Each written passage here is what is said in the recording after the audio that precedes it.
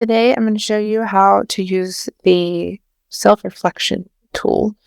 So we're going to go to the project reflection, and sometimes your professors will have you work on any kind of reflection for projects, presentations, things like that. Once you get to the project here, here's my project reflection. I will hit add work, and then it's going to give you this little guide. And what it is a process of asking you a variety of different questions, and then you respond to them.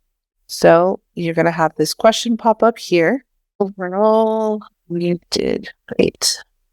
And you just put in whatever your teachers require you to. Some teachers will require you to write more in a variety of different questions, and some may say only a few words. And it'll also tell you on how many questions it wants you to answer. What's one specific thing you're proud of?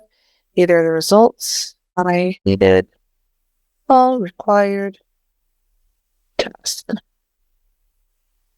And then you can just keep going like this. Once you have finished, you're going to hit done for now. And then it's going to give you an overall summary of it and evaluation of your evaluation. And then you hit this submit button here.